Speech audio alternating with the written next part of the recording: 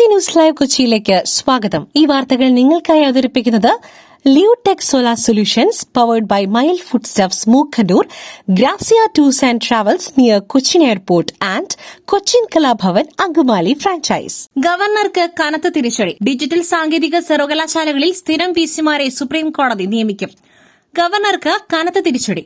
Digital സാങ്കേതിക സർവകലാശാലകളിൽ സ്ഥിരം വിസിമാരെ സുപ്രീം കോടതി നിയമിക്കും. വിസി നിയമനത്തിൽ സ്തംഭനാവസ്ഥ തുടരുന്നു. മുഖ്യമന്ത്രിക്കും ചാൻസലറിനും സമവായത്തിലെത്തുവാൻ കഴിഞ്ഞില്ല എന്ന് കോടതി വ്യക്തമാക്കി.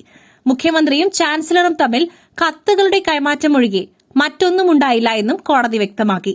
ജസ്റ്റിസ് ദൂലിയ കമ്മിറ്റിയാണ് നിയമനത്തിനായുള്ള പേരുകൾ തിരഞ്ഞെടുത്തത്. നിർഭാഗ്യവശാൽ നിയമനമുണ്ടായില്ല. ജസ്റ്റിസ് ദൂലിയ കമ്മിറ്റിയോട് ഒരിക്കൽ കൂടി മുഖ്യമന്ത്രിയുടെ കത്തും ചാൻസലറുടെ മറുപടിയും പരിശോധിക്കുവാൻ കോടതി അറിയിച്ചു. അതിനുശേഷം 2 സർവകലാശാലകളിലേക്കുമായി ഓരോ പേര് വീതം നിർദ്ദേശിക്കുവാൻ കോടതി. ധൂലിയയുടെ കമ്മിറ്റി വിശദമായ റിപ്പോർട്ട് സീൽ ചെയ്ത കവറിൽ സമർപ്പിക്കണം. മുൻഗണന അനുസരിച്ച് ഓരോ സർവകലാശാലയ്ക്കും ഒരു പ്രത്യേക പേര് തിരഞ്ഞെടുത്ത് സീൽ വെച്ച കവറിൽ അറിയിക്കണം. ഈ റിപ്പോർട്ട് ബുധനാഴ്ചയ്ക്കകം സമർപ്പിക്കണം. വ്യാഴാഴ്ച വിഷയം സുപ്രീം കോടതി പരിഗണിക്കും. ഇന്നലെ ചാൻസലർ മന്ത്രിമാരുമായി കൂടിക്കാഴ്ച നടത്തിയെന്ന് ഗവർണർ അറിയിച്ചു. സിസ തോമസിന്റെ പേരൊഴികെ ഏത് പേര് തിരഞ്ഞെടുത്താലും സർക്കാരിന്റെ എതിർപ്പില്ലെന്ന് ചാൻസലറെ അറിയിച്ചുവെന്ന് സംസ്ഥാന സർക്കാർ പറഞ്ഞു. ചാൻസലർ ഈ ഒരു വ്യക്തിയെ പിന്തുണയ്ക്കുന്നുവെന്ന് സംസ്ഥാനം മറുപടി നൽകി. ഈ വ്യക്തി തുടർച്ചയായി സർവകലാശാല പ്രവർത്തനത്തെ തടസ്സപ്പെടുത്തിയെന്നും സർക്കാർ കോടതിയെ അറിയിച്ചു. തിരഞ്ഞെടുപ്പിൽ ഞാൻ മത്സരിക്കണമെന്ന് പലരും ആഗ്രഹിച്ചിരുന്നു. മത്സരിക്കാതെ കിട്ടുന്ന പോസ്റ്റ് ഉണ്ടോ എന്നാണ് ഞാൻ നോക്കുന്നത്. ജോയ് മാത്യു. തിരഞ്ഞെടുപ്പിൽ ഞാൻ മത്സരിക്കണമെന്ന് പലരും ആഗ്രഹിച്ചിരുന്നുവെന്ന് നടൻ ജോയ് മാത്യു. അതിന് ഞാൻ പിടികൊടുത്തില്ല. അതിന് താനായിട്ടില്ല എന്നാണ് കരുതുന്നത്. ഒരു റിട്ടയർമെന്റ് ലൈഫിൽ ചെയ്യാൻ പറ്റുന്ന പണിയാണ് രാഷ്ട്രീയം. എനിക്കിപ്പോൾ വേറെ പണിയുണ്ട്.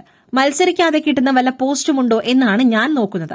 വോട്ടില്ലാത്തവരെയാണ് കോൺഗ്രസ് മേയറാക്കുവാൻ നോക്കിയത്. VM വിനു അതിൽ പെട്ടുപോയി എന്നും ജോയ് മാത്യു വ്യക്തമാക്കി. അതിജീവിതയ്ക്കെതിരെ അടൂർ പ്രകാശ് അറിയാതെ പറഞ്ഞുപോയതാകും. പിന്നീട് അത് തിരുത്തി. മുഖ്യമന്ത്രിക്ക് തന്നെ ആദ്യം തെറ്റുപറ്റിയല്ലോ. ഗൂഢാലോചന ഇല്ല എന്നല്ലേ മുഖ്യമന്ത്രി ആദ്യം പറഞ്ഞത്. ദിലീപ് അമ്മയിലേക്ക് തിരിച്ചു വരണോ എന്ന കാര്യം ദിലീപാണ് തീരുമാനിക്കേണ്ടത്. സംഘടനയിൽ നിന്നും ദിലീപ് രാജിവെച്ചു പോയതാണ്. സംഘടനയിൽ അക്കാര്യം ചർച്ച ആയിട്ടുമില്ല.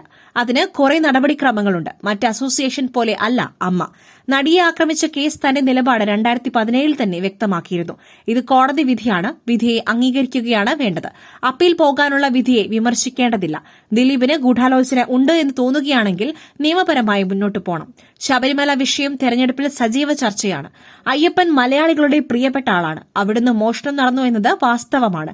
രാഹുൽ മാങ്കോട്ടത്തിൽ കേസും തിരഞ്ഞെടുപ്പിൽ പ്രതിഫലിക്കുമെന്നും ജോയ് മാത്യു വ്യക്തമാക്കി.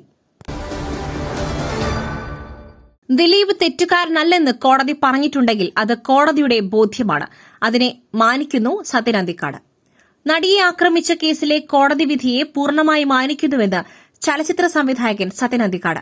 കേസിൽ ദിലീപ് തെറ്റുകാരനല്ലെന്നത് കോടതിയുടെ ബോധ്യമാണെന്ന് കരുതുന്നുവെന്നും കോടതികളെ വിശ്വാസത്തിലെടുക്കുന്നുവെന്നും സത്യൻ അന്തിക്കാട് പറഞ്ഞു. കൃത്യത്തിൽ നേരിട്ട് പങ്കെടുത്ത എല്ലാവരും കുറ്റക്കാരെന്ന് കോടതി കണ്ടെത്തി. എതിരഭിപ്രായമുള്ളവർക്ക് മേൽക്കോടതികളെ സമീപിക്കാമെന്നും അദ്ദേഹം പറഞ്ഞു. തൃശൂർ അന്തിക്കാട് വോട്ട് രേഖപ്പെടുത്തിയ ശേഷം മാധ്യമങ്ങളോട് പ്രതികരിക്കുകയായിരുന്നു അദ്ദേഹം. ദിലീപിനെ കോടതി വെറുതെ വിട്ട പശ്ചാത്തലത്തിൽ അദ്ദേഹത്തെ സിനിമാ സംഘടനകളിലേക്ക് തിരിച്ചെടുക്കുമോ എന്ന മാധ്യമങ്ങളുടെ ചോദ്യത്തിന് അറിയില്ലെന്നായിരുന്നു സത്യൻ അന്തിക്കാടിന്റെ മറുപടി. അത് ഇപ്പോൾ ചർച്ച ചെയ്യേണ്ടതില്ല. താൻ സിനിമാ സംഘടനകളിൽ ഇപ്പോൾ സജീവമായി പ്രവർത്തിക്കുന്ന ഒരാളല്ലെന്നും സത്യൻ അന്തിക്കാട് പറഞ്ഞു. രാഹുൽ ഈശ്വറിനെ ഫോർട്ട് ആശുപത്രിയിൽ എത്തിച്ചു. വൈദ്യപരിശോധനയ്ക്ക് ശേഷം കോടതിയിൽ ഹാജരാക്കും.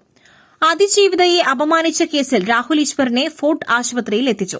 വൈദ്യപരിശോധനയ്ക്ക് ശേഷം കോടതിയിൽ ഹാജരാക്കും. ഇന്ന് 11 മണിക്ക് കസ്റ്റഡി കാലാവധി അവസാനിക്കും. രാഹുൽ ഈശ്വറിന്റെ മുൻകൂർ ജാമ്യാപേക്ഷ ഇന്ന് പരിഗണിക്കും. Additional chief judicial magistrate Elsa Catherine ജോർജാണ് കസ്റ്റഡി അപേക്ഷ പരിഗണിച്ചത്. 2 ദിവസത്തെ കസ്റ്റഡിയായിരുന്നു സൈബർ പോലീസിന്റെ ആവശ്യം. പ്രതി അന്വേഷണവുമായി സഹകരിക്കുന്നില്ലെന്നും വീഡിയോ ചിത്രീകരിച്ച മൊബൈൽ ഫോൺ കണ്ടെത്താനായില്ലെന്നും പാസ്വേഡ് നൽകാത്തതിനാൽ ലാപ്ടോപ്പ് പരിശോധിക്കുവാൻ സാധിച്ചിട്ടില്ലെന്നും പോലീസ് ചൂണ്ടിക്കാട്ടി. അറസ്റ്റിലായതിനു ശേഷം ജുഡീഷ്യൽ കസ്റ്റഡിയിൽ കഴിയുന്ന രാഹുൽ ഈശ്വറിന്റെ ജാമ്യഹർജി നേരത്തെ കോടതി തള്ളിയിരുന്നു. ജില്ലാ പ്രിൻസിപ്പൽ സെഷൻസ് കോടതിയിൽ നൽകിയ പുതിയ ജാമ്യഹർജി ഇന്ന് പരിഗണിക്കും. ശബരിമല സ്വർണ്ണക്കൊള്ള അയ്യപ്പനെ തൊട്ടവർ അനുഭവിക്കും. ഞാനൊരു ദൈവവിശ്വാസിയാണ് ഉണ്ണിരാജ. ശബരിമല സ്വർണ്ണക്കൊള്ളയിൽ അയ്യപ്പനെ തൊട്ടവർ അനുഭവിക്കുമെന്ന് സിനിമാ താരം ഉണ്ണിരാജ. താനൊരു ദൈവവിശ്വാസിയാണ്. തിരഞ്ഞെടുപ്പിൽ വികസനം ചർച്ചയാവുമെന്നും സിനിമാ താരം ഉണ്ണിരാജ ചെറുവത്തൂർ വ്യക്തമാക്കി. വോട്ട് ചെയ്ത ശേഷമായിരുന്നു അദ്ദേഹത്തിന്റെ പ്രതികരണം. ഈ രാജ്യത്ത് ജീവിക്കുവാൻ കഴിഞ്ഞതിൽ ഭാഗ്യം. ആദ്യമായിട്ടാണ് എന്റെ വാർഡിൽ ഒരു BJP സ്ഥാനാർത്ഥി മത്സരിക്കുന്നത്. എല്ലാവർക്കും പിന്തുണ നൽകും. ഇലക്ഷന് ലോകത്ത് എവിടെയായാലും ഓടിവരുമെന്നും അദ്ദേഹം വ്യക്തമാക്കി. വോട്ട് ചെയ്യും, അത് നമ്മുടെ അവകാശമാണ്. വോട്ട് കൊടുത്തത് വികസനത്തിന് വേണ്ടിയാണ്. നിലവിൽ സർക്കാർ നല്ല രീതിയിലാണ് മുന്നോട്ടു പോകുന്നത്. നല്ല കാര്യങ്ങളാണ് ചെയ്യുന്നത്. ജനങ്ങൾ നല്ല രീതിയിൽ മുന്നോട്ടു പോകുന്നു. ജീവിക്കുവാൻ നല്ല ചുറ്റുപാടുകളുണ്ട്. ഒരു ദാരിദ്ര്യവും കഷ്ടപ്പാടും ജനങ്ങൾക്കില്ല. പണ്ട് അങ്ങനെ അല്ലായിരുന്നു. ഒരുപാട് ദാരിദ്ര്യം അനുഭവിച്ച കാലഘട്ടമുണ്ടായിരുന്നു. ഇപ്പോൾ കഷ്ടപ്പാടുകളില്ല. എല്ലാവർക്കും ജോലിയുണ്ട്, ജീവിക്കുവാനുള്ള സാഹചര്യമുണ്ട്. നല്ല നല്ല മാറ്റങ്ങൾ കൊണ്ടുവരുന്നുണ്ടെന്നും അദ്ദേഹം വ്യക്തമാക്കി. പുട്ടു രുചികരമാവണമെങ്കിൽ മയിലിന്റെ പുട്ടുപൊടി തന്നെ വേണം. അതിന് ചെമ്പാപ്പുട്ടാണെങ്കിലും അങ്ങനെ തന്നെ. മയിൽ റൈസ് ആൻഡ് ഫുഡ് പ്രൊഡക്ട്സ്, ശ്രേഷ്ഠം സമ്പുഷ്ടം. സൂപ്പർ ലീഗ് കേരള മാറ്റിവെച്ച സെമി ഫൈനൽ പോരാട്ടങ്ങൾ 14-നും 15-നും. തദ്ദേശ സ്ഥാപനങ്ങളിലേക്കുള്ള തിരഞ്ഞെടുപ്പിനെ തുടർന്ന് മാറ്റിവെച്ച super league Kerala football tournament semi final മത്സരങ്ങൾ ഈ മാസം 14-നും 15-നും നടക്കുമെന്ന് സംഘാടകർ അറിയിച്ചു. തൃശൂർ കോർപ്പറേഷൻ സ്റ്റേഡിയത്തിൽ നടക്കുന്ന ആദ്യ സെമിയിൽ തൃശൂർ മാജിക് FC മലപ്പുറം FCയെ നേരിടും. കോഴിക്കോട് കോർപ്പറേഷൻ സ്റ്റേഡിയത്തിലാണ് രണ്ടാം സെമി. നിലവിലെ ചാമ്പ്യന്മാരായ കാലിക്കറ്റ് FCയും കണ്ണൂർ വാരിയേഴ്സും ഏറ്റുമുട്ടും. ഡിസംബർ 7-നും 10-നും നടക്കേണ്ടിയിരുന്ന മത്സരങ്ങളാണ് തെരഞ്ഞെടുപ്പ് തിരക്കുകൾ ചൂണ്ടിക്കാട്ടി പോലീസ് നിർദ്ദേശിച്ചതിനെ തുടർന്ന് മാറ്റിവച്ചത്. ഇരു മത്സരങ്ങൾക്കും ഫുട്ബോൾ ആരാധകർ ഏറെ എത്തുവാൻ സാധ്യതയുള്ളതായും സുരക്ഷാ പ്രശ്നങ്ങൾ ഉടലെടുത്താൽ നിയന്ത്രിക്കുവാൻ വേണ്ടത്ര പോലീസുകാർ ഇല്ലെന്നും തൃശൂർ പോലീസ് കമ്മീഷണർ നകുൽ രാജേന്ദ്ര ദേശ്മുഖ് സംഘാടകരെ അറിയിക്കുകയായിരുന്നു. ഇക്കാര്യം കണക്കിലെടുത്ത് 2 മത്സരങ്ങളും തെരഞ്ഞെടുപ്പിന് ശേഷം നടത്തുവാൻ തീരുമാനിക്കുകയായിരുന്നു. അതേസമയം ഫൈനൽ മാച്ചിനുള്ള വേദിയും തീയതിയും പിന്നീട് അറിയിക്കും. അർജന്റീനയെ തോൽപ്പിച്ച് ശ്രീജേഷിന്റെ ഇന്ത്യ. ജൂനിയർ ഹോക്കി ലോകകപ്പിൽ വെങ്കല മെഡൽ. ജൂനിയർ ഹോക്കി ലോകകപ്പിൽ ഇന്ത്യയ്ക്ക് വെങ്കലം. 3ാം സ്ഥാനക്കാർക്കായുള്ള മത്സരത്തിൽ ഇന്ത്യ 2-നെതിരെ 4 ഗോളുകൾക്ക് അർജന്റീനയെ തോൽപ്പിച്ചു. മലയാളി താരം PR ശ്രീജേഷ് പരിശീലിപ്പിച്ച ഇന്ത്യ 2 ഗോളുകൾക്ക് പിന്നിട്ട് നിന്ന ശേഷമാണ് 4 ഗോളുകൾ തിരിച്ചടിച്ചത്. ചെന്നൈ എഗ്മോറിലെ മേയർ രാധാകൃഷ്ണൻ ഹോക്കി സ്റ്റേഡിയത്തിൽ നടന്ന മത്സരത്തിലെ 49-ാം മിനിറ്റിൽ അങ്കിത് പാൽ, 52-ാം മിനിറ്റിൽ മൻമീത് സിംഗ്, 57-ാം മിനിറ്റിൽ ശാരദ നന്ദ് തിവാരി, 58-ാം മിനിറ്റിൽ അൻമോൾ എക്ക എന്നിവരാണ് ഇന്ത്യയ്ക്കായി ഗോളുകൾ നേടിയത്. 2001-ലും 2016-ലും ചാമ്പ്യന്മാരായ ഇന്ത്യ 9 വർഷത്തെ ഇടവേളയ്ക്ക് ശേഷമാണ് ജൂനിയർ ലോകകപ്പിൽ മെഡൽ നേടുന്നത്. ജൂനിയർ ഹോക്കി ലോകകപ്പിലെ മെഡൽ നേട്ടം യുവതാരങ്ങൾക്ക് പ്രചോദനമാകുമെന്നും 2 ഗോളിന് പിന്നിലായ ശേഷം നേടിയ വിജയം തീർത്തും ആവേശകരമായിരുന്നുവെന്നും കോച്ച് ശ്രീജേഷ് പറഞ്ഞു. മത്സരത്തിന് ശേഷം മാധ്യമപ്രവർത്തകരുമായി സംസാരിക്കവെയായിരുന്നു ശ്രീജേഷിന്റെ പ്രതികരണം.